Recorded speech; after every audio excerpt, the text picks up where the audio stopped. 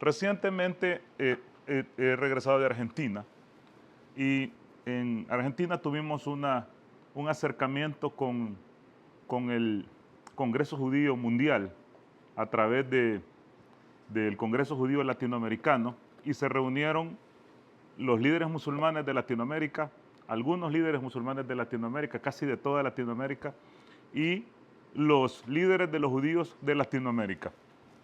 Y nos sentamos en una mesa, el primer encuentro que tuvimos, para tratar de entrar en un diálogo. Un diálogo y un acercamiento entre musulmanes y judíos. Entonces, en mi intervención, yo dije que si bien es cierto, no hay nada en la tradición profética ni en el Corán que impida que un musulmán se acerque hacia un judío y que tenga un diálogo con él o un pacto con él. De hecho, el profeta Muhammad la pasada con él tuvo acercamientos con los judíos y pactos con los judíos. Era importante que no podíamos nosotros ignorar el conflicto que hay en Palestina. El conflicto que hay en Palestina es importante para todo musulmán, para los 2.000 millones de musulmanes que hay en el mundo, defender a sus hermanos. Hablar sobre lo que está mal y condenar la injusticia y el terrorismo, venga de donde venga.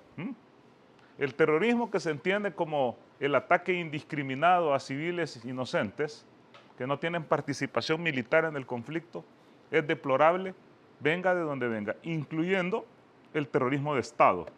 Es decir, el terrorismo no solo lo hacen grupos insurgentes, sino que también es practicado por los estados. La cuestión es importante porque algunos musulmanes en Latinoamérica, cuando yo subí las fotos, públicamente y privadamente empezaron a criticarme y a decirme que por qué me había sentado con judíos. Que los judíos son aquí, que los judíos son allá, que eso no se puede, que bla, bla, bla, bla, bla. Entonces decidí hacer una charla o una plática sobre este tema, porque es importante que sepamos cómo tiene que comportarse un musulmán con las personas que no son de la religión nuestra. ¿Cómo se comporta un musulmán con los incrédulos? ¿Cómo se comporta un musulmán con la gente del libro, con los judíos y con los cristianos? Como esto no es una cuestión de preferencia, es decir, no es algo que estribe en la decisión personal, sino que nosotros, como musulmanes, para saber cómo debemos comportarnos, tenemos que ir a principalmente dos fuentes indiscutibles. La primera y la más importante de todas es el Sagrado Corán. El Sagrado Corán es la constitución legal para los musulmanes. En el Corán están las instrucciones cómo tiene que comportarse un musulmán. ¿Qué es lo que está prohibido? ¿Qué es lo que está permitido? ¿Y qué es lo aconsejable? ¿Qué es lo desaconsejable? Y normas y preceptos para tener una mejor vida y encontrarse con el Creador complacido el día del juicio final. Y la segunda fuente importante es la tradición profética, es decir, los dichos y hechos del profeta Muhammad, la paz y las bendiciones de Allah sean con él. Entonces uno tiene que ir a esas fuentes para ver qué es lo que dice el Corán y para ver cómo se comportaba el profeta, que es la práctica de la ley coránica en persona. O sea, para nosotros saber cómo se aplica el Corán, hay que ir a verlo a él, cómo se comportaba, y para esto están las fuentes de los dichos o hadices auténticos para saber qué es lo que hacía él. Entonces, la primera pregunta que uno tiene que hacerse, independientemente de lo que uno crea, lo que uno piense y lo que uno prefiera, es qué hacía el profeta Muhammad la paz sea con él. O sea, cómo se comportaba él, cómo él se comportaba o trataba con la gente que no era de su religión. ¿Cómo se comportaba el profeta Muhammad la paz sea con él con los incrédulos? ¿Cómo se comportaba con los judíos? ¿Y cómo se comportaba con los cristianos? ¿Cómo era él? Y además, lo más importante de todo es qué es lo que dice el Corán sobre esto.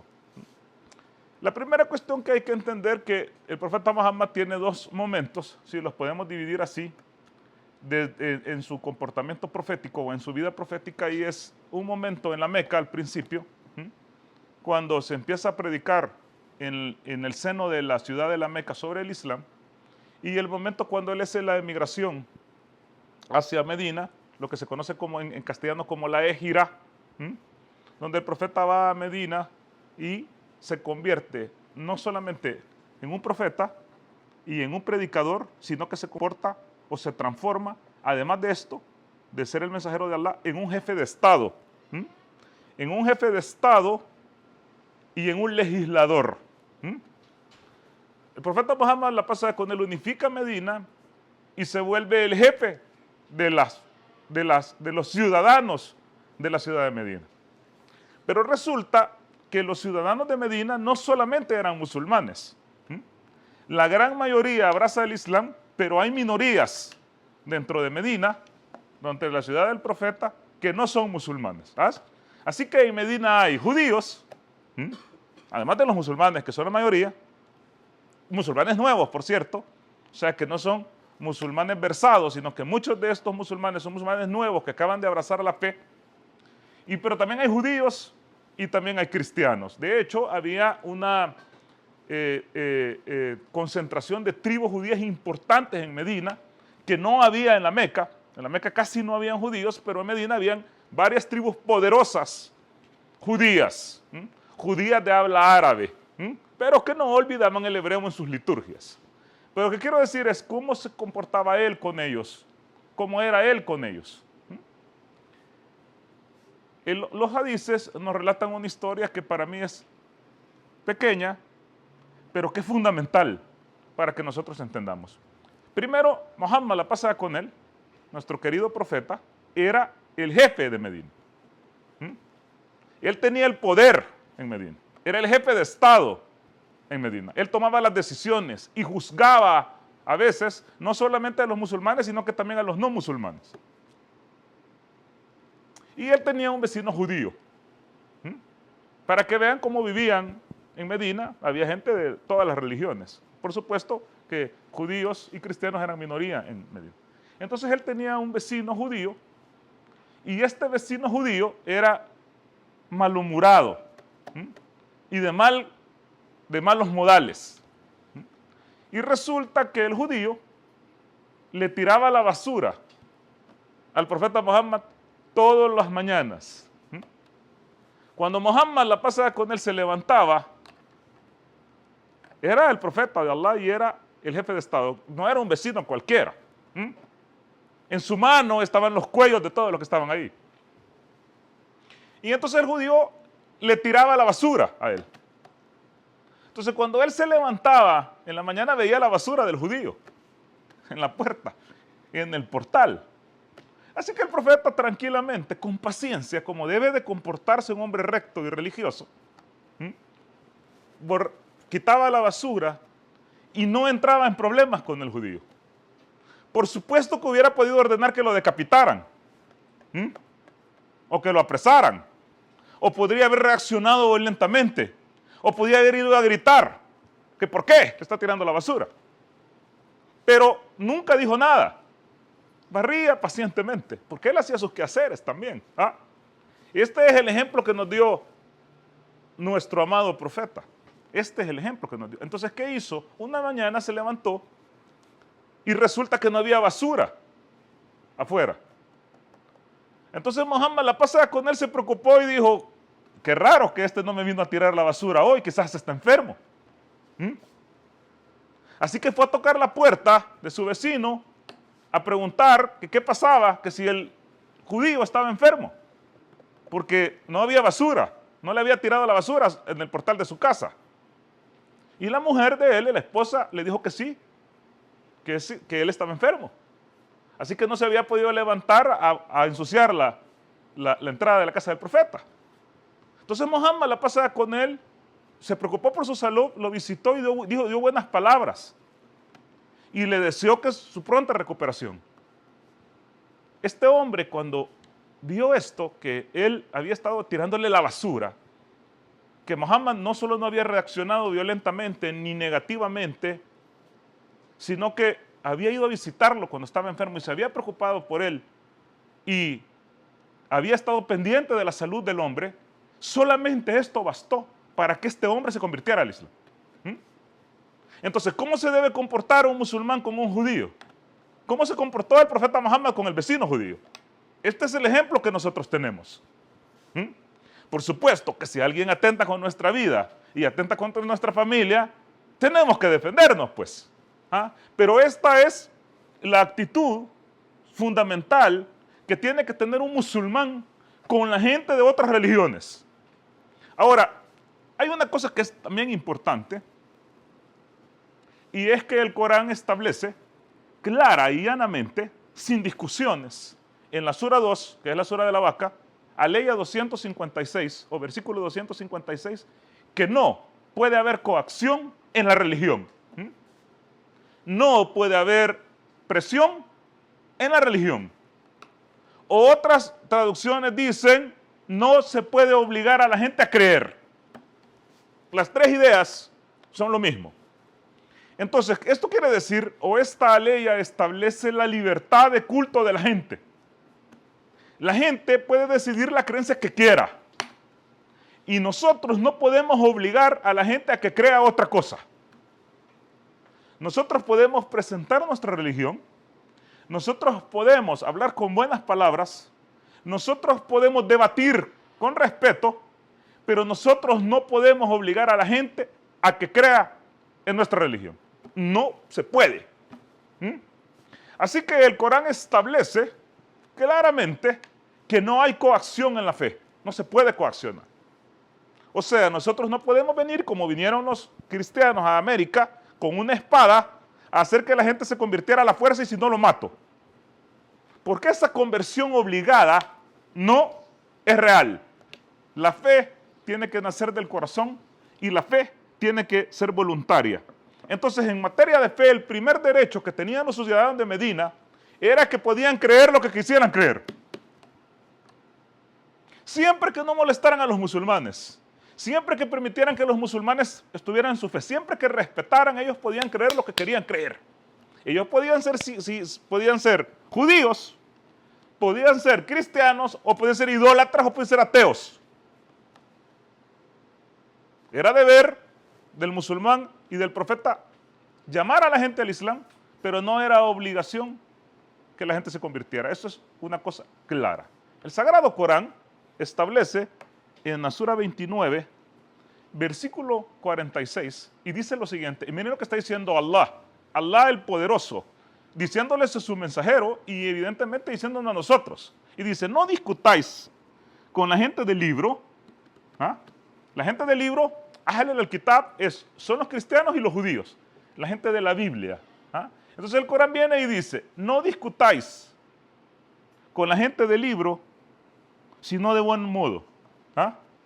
Fíjense bien, no discutáis con la gente del libro, sino de buen modo. Y no lo hagáis con quienes sean irrespetuosos.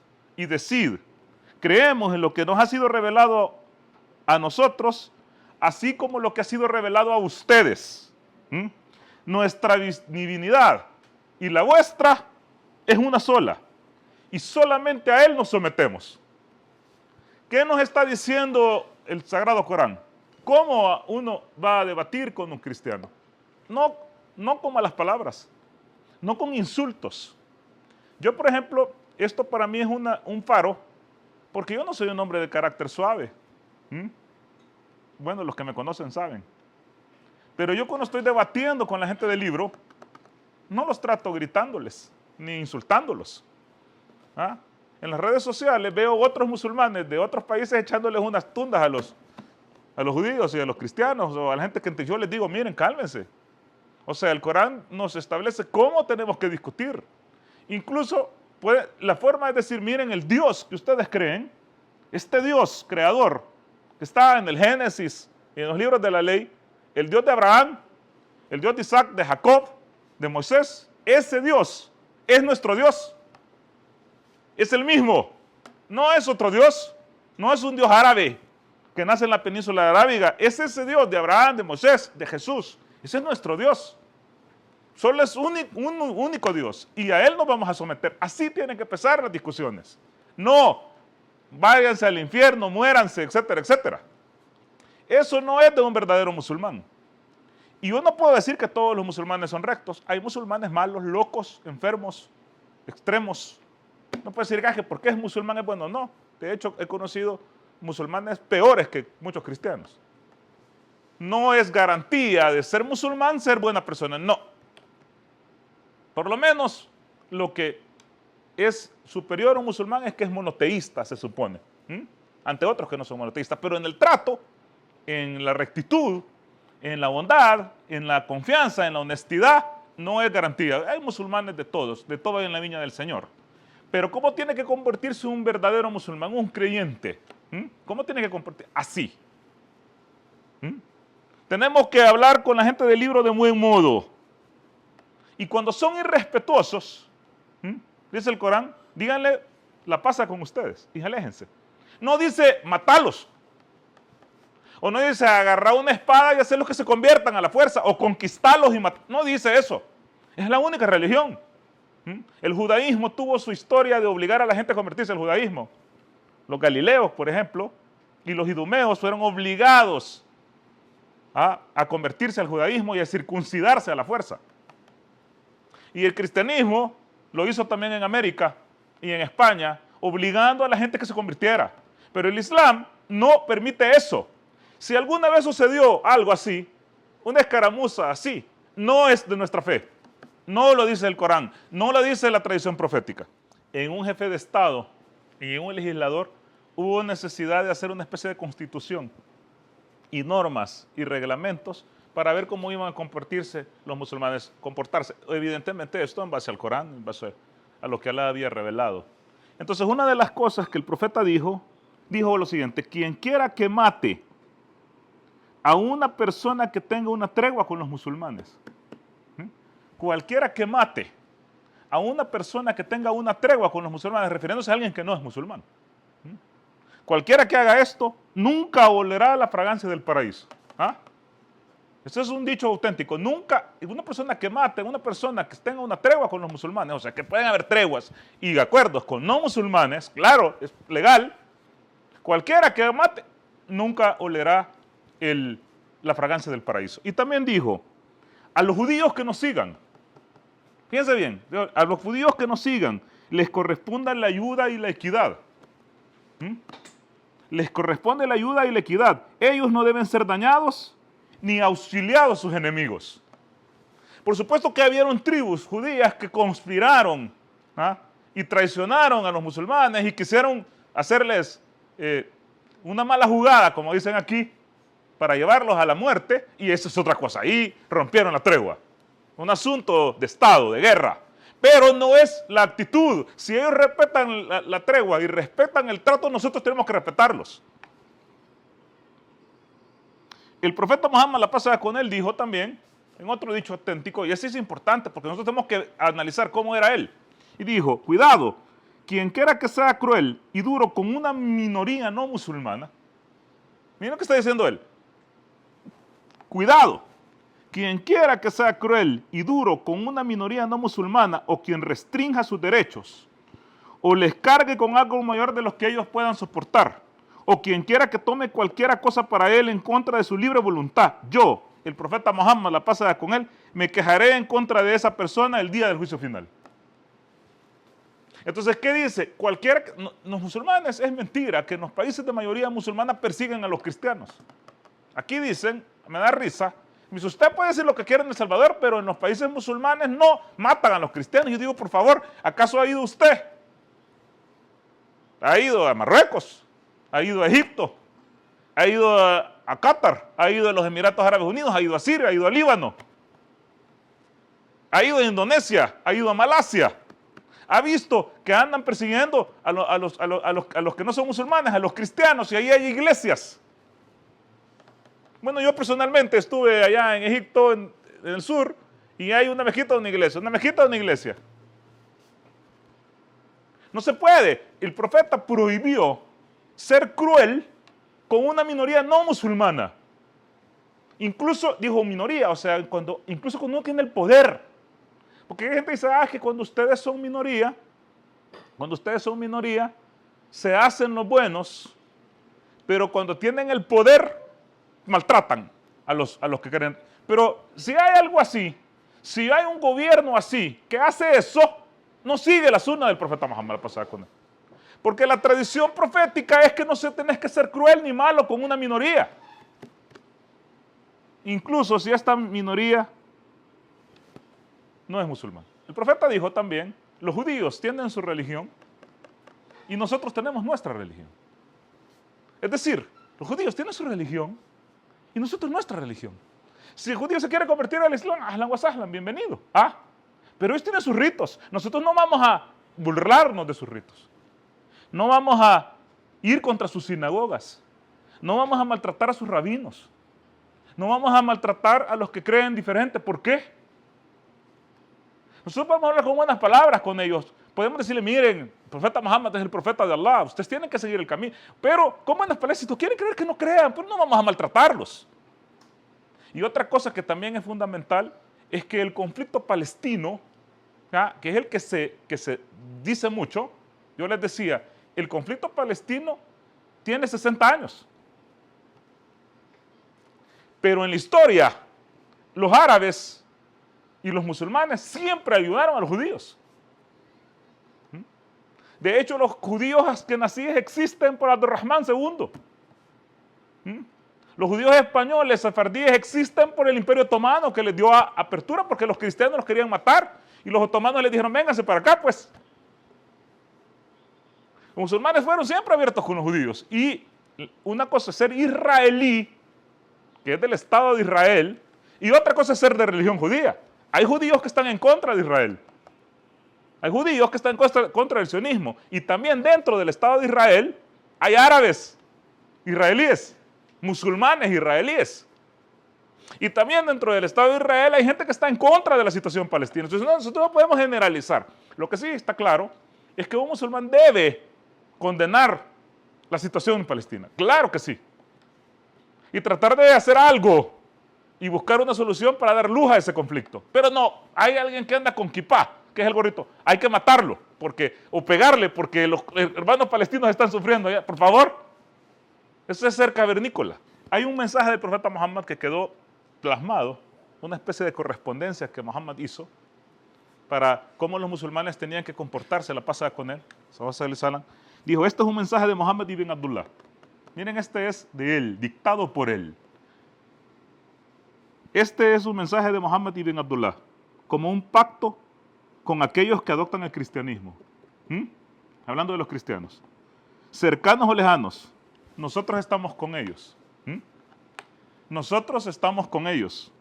En verdad, yo, los servidores, los asistentes y mis seguidores los defienden, debido a que los cristianos son mis ciudadanos.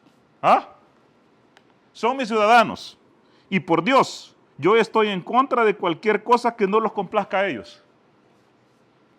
Y dijo, ninguna imposición debe haber sobre ellos. Ni tampoco sus jueces deben ser removidos de sus puestos, ni sus monjes de sus monasterios. Nadie debe destruir una casa de culto o una iglesia de ellos, ni dañarlos, ni llevarse nada de ella para las casas musulmanas. O nadie debe destruir una mezquita, una iglesia y agarrar cosas para llevar a hacer una mezquita. Si lo quiere más fácil. Si alguien toma algo de esto, él dañará el pacto de Dios, desobedecerá a su mensajero. En verdad, ellos son mis aliados y tienen mi apoyo seguro contra todos aquellos con los que ellos se enemisten. Nadie debe obligarlos a viajar o obligarlos a luchar. Los musulmanes deben luchar junto a ellos. Una mujer cristiana no puede ser casada con un musulmán sin que ella dé su consentimiento. A ella no se le debe impedir visitar su iglesia para orar. Sus iglesias son declaradas bajo protección. A ellos no se les debe impedir repararlas ni dejar de observar lo sagrado de sus pactos, ni sus ritos. Nadie de la nación de los musulmanes debe desobedecer el pacto hasta el último día, el fin del mundo. Este era Muhammad la pasada con él. ¿Por qué creen que los musulmanes crecieron tanto? O sea, ¿a expensas de qué creen ustedes que los musulmanes crecieron desde la Indochina hasta España? ¿Qué religión creen que tenían antes de ser musulmanes la gente en Egipto, por ejemplo? La gente en Líbano, la gente en Siria. ¿Qué religión creen que eran los palestinos antes de que Omar al-Khattab llegara en el siglo VII, VIII? ¿Qué religión creen que eran? Los cristianos estaban esperando a los musulmanes. Y los musulmanes crecieron a expensas del cristianismo. Porque era así. Era así. El profeta tenía el poder y no los obligaba. La gente sola, así como este judío vecino que estaba a la par y que dijo, no, Dios mío, este tiene que ser un profeta de Allah. Y se convertía la gente por ese ejemplo, por esa tolerancia, por esa apertura, por esa libertad. Ese Islam es el que necesita el mundo.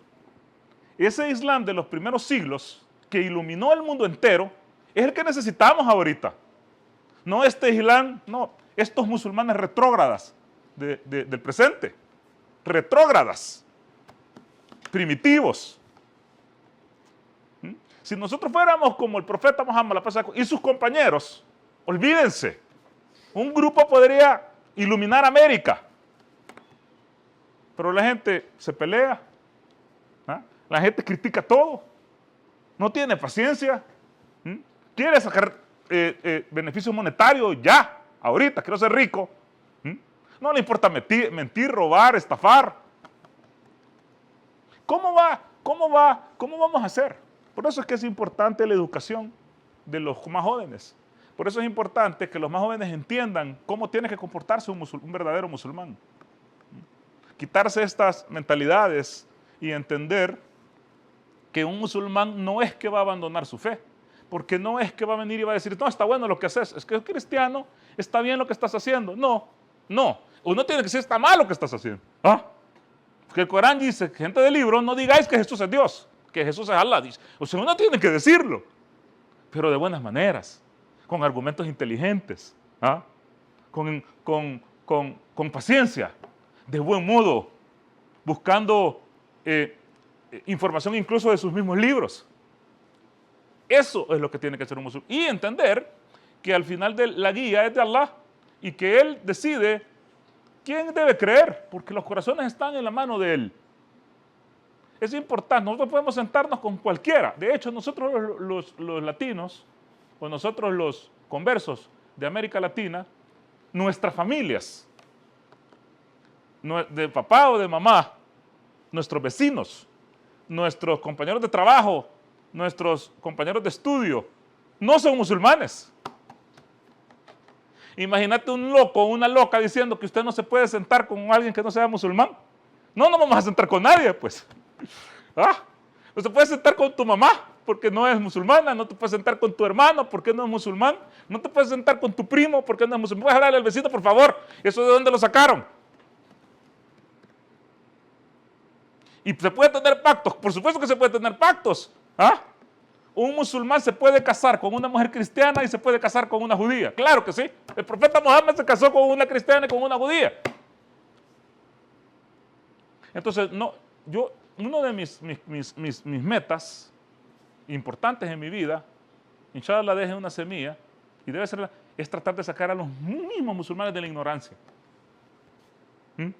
Porque los mismos musulmanes viven en la ignorancia, y volver a ser musulmanes grandes. O sea, como dijo el profeta Muhammad la pasada con él, el Islam empezó como algo extraño y va a renacer como algo extraño.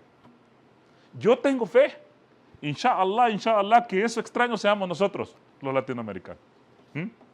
Porque los conversos levantaron el Islam. El profeta Muhammad y sus seguidores eran conversos. Ellos no eran musulmanes antes, eran conversos, se convirtieron. Y ellos iluminaron al mundo. Como me dijo por ahí hoy Mutuali, Sheikh Mutuali, me dijo, los árabes heredamos el Islam, lo heredamos como un plato de oro, me dijo. O sea, nos lo regalaron así, nos nacimos musulmanes. ¿Puedo decirlo o no? Está reclamando después, ¿por qué dijo lo que él dijo? Pero lo agarramos así, vivimos así, nacimos así, pero ustedes lo saborean porque ustedes venían de las decepciones del cristianismo, de otras religiones y abrazaron el Islam y sienten la dulzura de la fe. De los conversos, de todos los conversos del Islam, porque acuérdense que los primeros seguidores de los profetas eran conversos. ¿Ah? O sea, los primeros seguidores de Moisés eran conversos a la nueva fe, al nuevo libro, al nuevo pacto. Los seguidores de Jesús eran conversos. Los seguidores de Muhammad, la pasada con él, pasa con todos los profetas, eran conversos. Y ellos llevaron el Islam al mundo. Nosotros, los conversos, otra vez, inshallah, hay que iluminar al mundo con un Islam nuevo, renacido. No nuevo, renacido. Que vuelva al Islam de los primeros siglos y quitar toda esa cáscara primitiva que hay ahorita en el mundo. Nosotros, inshallah, tenemos que ser artífices de eso. ¿Y cómo es lo primero? Salir de la ignorancia. Salir de la ignorancia. Ser musulmanes rectos, inteligentes, conocedores, honestos, que cumplen la palabra, que dicen la verdad, que no agarran lo ajeno, respetuosos con sus cónyuges, responsables de los hijos, que no dañan al que está a la par, que no lo ven de menos. Es un musulmán y bien ilustrado, de plano que puede iluminar el mundo. Que Alá nos ayude a hacerlo. Muchas gracias.